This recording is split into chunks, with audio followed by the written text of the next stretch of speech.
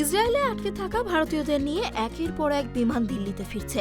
Israel থেকে operation অজয়ের চতুর্থ বিমানটি শনিবার স্থানীয় সময় রাত 11:45 নাগাদ তেল আভিভ থেকে দিল্লির উদ্দেশ্যে পাড়ি দিয়েছে। শুধু রবিবারই দেশে ফিরলেন 471 জন।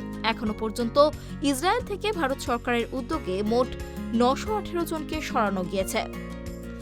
अभी जेरूसलम का अच्छा है काफी हद तक। जो भी प्रॉब्लम्स है बॉर्डर्स में है और वो इजराइल के we have full trust on Israel defence system कि वो लोग इसको बहुत जल्दी और बहुत अच्छे से हैंडल करेंगे। एवरीथिंग विल कम डाउन, बस यही है। और हम लोग बहुत बहुत बहुत थैंकफुल है ऑपरेशन अजय के लिए कि हम लोगों को इतना जल्दी वापस लाया गया उस जगह से। तो we are helpful and we are thankful. Indian government के लिए हम बहुत ज्यादा मैं धन्यवाद देना चाहती हूँ तहे दिल से कि इतना जल्दी इतने सारे लोगों को वापस लेने आने के लिए। And I am really really really thankful. Israel के हालात जैसा आपको पता ही है, न्यूज में जो आ रहा है, बॉर्डर पे तो स्थिति वैसी ही है गाजा के पास और जो सब साउथ में है। मतलब अब बहुत बेहतर है जो स्टार्टिंग में जो हुआ था सैटरडे को संडे को। अभी तेल अवीव में तो बहुत सेफ है। तेल अवीव वैसे भी डर का माहौल तो देखिए रहता ही है कि ये कोई नॉर्मल सिचुएशन नहीं है कि जो हर दिन आप देखते हो। तो डर का माहौल तो सभी में है। जो बाहर के स्टूडेंट्स हैं, जो इजरायलीज लोग हैं वहां पर, वो भी हैं। सब डर का माहौल तो सब में ही है, क्योंकि कभी भी सायरन बज सकता है। तो आपको थोड़ा अलर्ट रहना पड़ता है हर टाइम कि अगर मान लो ऐसा भी होता है कि कोई मोटर बाइक बहुत स्पीड से जा रही है तो आपका दिमाग एकदम से जाता है कि कहीं ये सायरन तो नहीं है। तो हर टाइम आप थोड़ा अलर्ट रहते हो। हाँ, आपको इंडिया आने में कोई परेशानी हुई? नहीं, कोई परेशानी नहीं हुई। बिल्कुल आराम से सब आए हैं। गवर्नमेंट ऑफ इंडिया ने बहुत ही इजीली रजिस्ट्रेशन प्रोसेस किया, मेल भेजा और सब इजिली हो गया है। 4 फ्लाइट অলরেডি आ चुकी हैं और अभी और भी आएंगी। অপারেশন অজয়ের প্রথম বিমানটি বৃহস্পতিবার 212 জনকে নিয়ে দেশে ফিরেছিল। দ্বিতীয় বিমানটি ফেরে শুক্রবার গভীর রাতে। তাতে ছিলেন 235 জন ভারতীয়।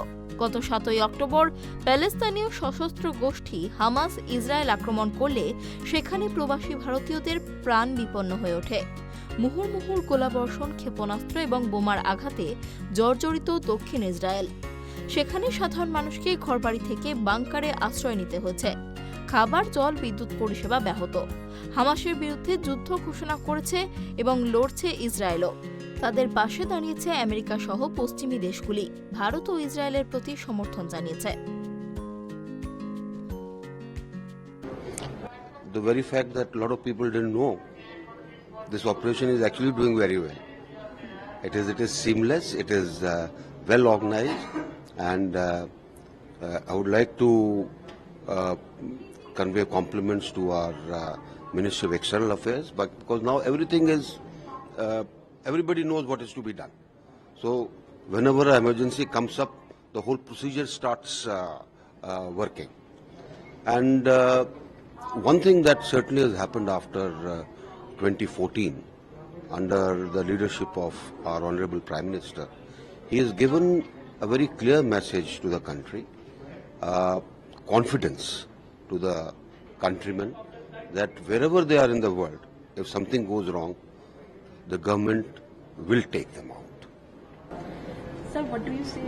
What do you have to say to the people who are still in Israel and waiting for the evacuation there? My simple message to them would be: stay where you are, follow the instructions that are being given in the type of emergency situation that exists out there. There is no requirement to panic. যুদ্ধ শুরু হওয়ার পরেই ভারত সরকার operation অজয়ের কথা ঘোষণা করে।